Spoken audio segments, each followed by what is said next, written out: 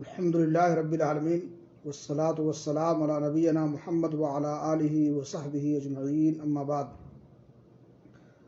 سامعین کرام، دروس توحید میں آج کے درس کا عنوان ہے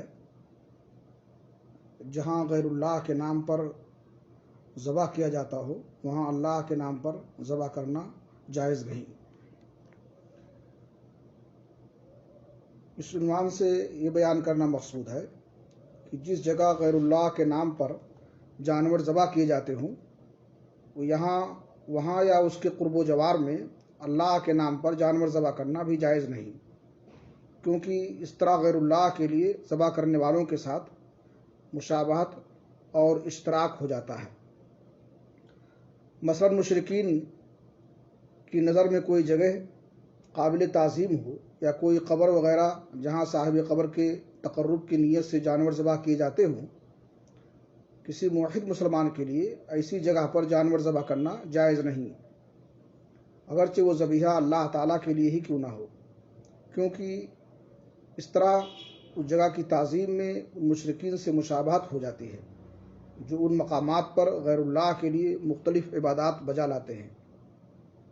لہذا جہاں غیر اللہ کے لیے جانور ذبح کیے جاتے ہوں وہاں اللہ تعالیٰ کے لیے بھی جانور ذبح کرنا نہ صرف ناجائز بلکہ ذریعہ شرک ہے۔ اس سے اس جگہ کی تعظیم ظاہر ہوتی ہے، جبکہ یہ عمل حرام اور شرک کا ذریعہ ہے۔ اللہ تعالیٰ نے فرمایا، لا تقم فیہ ابدا لمسجد اسس علی التقوی من اول یوم احق ان تقوم فیہ رجال یحبون ان یتطہروا واللہ یحب المطہرین۔ اے نبی، آپ کبھی اس مسجد میں عبادت کے لیے کھڑے نہ ہوں، البتہ وہ مسجد جس کی بنیاد روز اول ہی سے تقوی پر رکھی گئی ہے، وہاں زیادہ موضوع ہے کہ آپ اس میں عبادت کے لیے کھڑے ہوں۔ اس میں ایسے لوگ ہیں جو پاک صاف رہنے کو پسند کرتے ہیں اور اللہ کو بھی صفائی اور پاکیزگی اختیار کرنے والے لوگوں سے محبت ہے اور اللہ تعالیٰ انہیں پسند کرتا ہے۔ منافقین نے اللہ تعالیٰ اور رسول صلی اللہ علیہ وسلم کی مخالفت میں ایک مسجد بنائی جسے قرآن میں مسجد ضرار کہا گیا ہے، چونکہ مسجد بنانے والوں کی اصل غرض اللہ تعالیٰ اور رسول اللہ صلی اللہ علیہ وسلم کی مخالفت تھی۔ وہاں نماز پڑھنے سے ان کی تائید، ان کی تعداد میں اضافہ اور عام لوگوں کے لیے وہاں نماز ادا کرنے کا جواز ثابت ہو جاتا۔ اس لیے اللہ تعالیٰ نے اس آیت میں اپنے نبی کو اور مومنین کو اس مسجد ضرار میں نماز ادا کرنے بلکہ کھڑے ہونے تک سے منع فرما دیا۔ حالانکہ رسول اکرم صلی اللہ علیہ وسلم اور باقی مومنین اگر وہاں نماز ادا کرتے تو وہ صرف اللہ تعالیٰ کے لیے نماز ادا کرتے۔ وہاں نماز ادا کرنے سے ان کا مقصود دین کو نقصان پہنچانا یا مسلمانوں میں تفرقہ پیدا کرنا یا اللہ اور رسول کی مخالفت قطعاً نہ ہوتا، مگر اس کے باوجود انہیں وہاں نماز ادا کرنے سے اس لیے منع کر دیا گیا کہ منافقین کے ساتھ مشارکت یا مشابہت نہ ہو۔ اسی طرح جس مقام پر غیر اللہ کے لیے جانور ذبح کیے جاتے ہوں وہاں اللہ تعالیٰ کے لیے جانور ذبح کرنا بھی جائز نہیں، اگرچہ اس سے محض اللہ تعالیٰ کی رضا ہی مقصود ہو، کیونکہ اس طرح اس جگہ کی تعظیم اور مشرکین سے مشابہت ہوتی ہے۔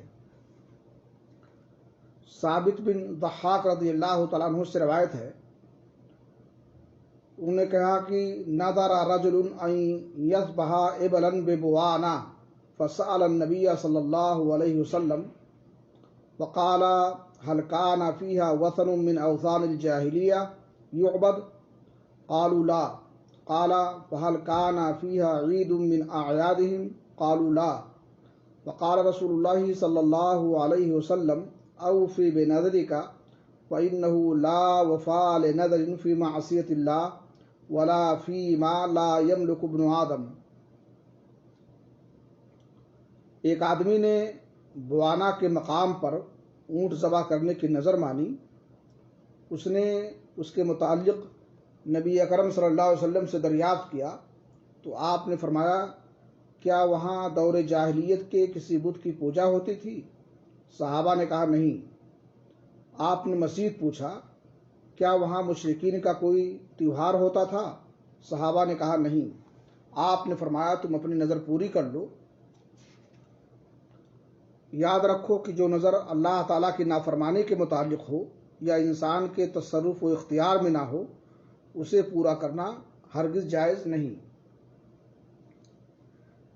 چونکہ یہ مقام تفصیل طلب تھا اس لیے نبی صلی اللہ علیہ وسلم نے اسے تفصیل سے بیان فرمایا، اور نبی صلی اللہ علیہ وسلم کے اس سوال سے معلوم ہوتا ہے کہ اگر یہ بات ہوتی کہ وہاں جاہلیت کے کسی بت کی پوجا ہو رہی ہے تو وہاں قربانی کرنے کی ہرگز اجازت نہ ہوتی۔ یہاں حدیث بیان کرنے کا بھی یہی مقصد ہے۔ عید وہ جگہ جہاں لوگ بار بار آئیں یا وہ گھڑی اور زمانہ جہاں بار بار لوٹ کر کے آئے۔ کسی جگہ کو عید اس لیے کہا جاتا ہے کہ وہاں لوگوں کا بار بار آنا ہوتا ہے اور ایک خاص و مقرر وقت میں لوگ اس جگہ کی طرف رجوع کرتے ہیں۔ اسی طرح زمانے بھی ایک معین وقت میں بار بار لوٹ کر آتے ہیں، اس لیے انہیں بھی عید کہا جاتا ہے۔ اور یقینی بات ہے کہ مشرکین کی عیدیں خواہ جگہیں ہوں یا زمانے اور اوقات ان کے اپنے شرکیہ دین ہی پر مبنی ہوتی ہیں، یعنی وہ اپنی عیدوں میں شرکیہ عبادات ہی بجا لاتے ہیں، اور ان موقعوں پر جہاں وہ اور بہت سارے افعال کرتے ہیں وہاں ان کا سب سے بڑا فعل غیر اللہ کے تقرب کے لیے ذبح کرنا اور خون بہانا ہوتا ہے۔ لہذا معلوم ہوا کہ جہاں مشرکین غیر اللہ کے تقرب کے لیے ذبح کرتے ہوں وہاں ان کے ساتھ شریک ہو کر کے ان کی ظاہری مشابہت اختیار کرنا ہرگز جائز نہیں، اگرچہ وہاں محض اللہ کے تقرب کے لیے ذبح کیوں نہ کیا جائے اور فقط رضا الہی کی خاطر نماز کیوں نہ پڑھی جائے۔ اللہ کے رسول صلی اللہ علیہ وسلم نے اس آدمی سے فرمایا اوفی بنظرک فإنہ لا وفاء لنظر فی معصیت اللہ، تو اپنی نظر پوری کر کیونکہ جس نظر میں اللہ کی نافرمانی ہوتی ہو اسے پورا کرنا ہرگز جائز نہیں۔ آج کے درس میں انہی باتوں پر اتفاق کرتے ہوئے اللہ رب العالمین سے دعا کرتا ہوں کہ اللہ تعالی ہم سب کو توحید پر گامزن رکھے اور شرک کی طرف لے جانے والے تمام وسائل اور ذرائع سے محفوظ رکھے۔ تقبل یا رب العالمین، وصلی اللہ علی نبینا محمد وعلی آلہ وصحبہ اجمعین۔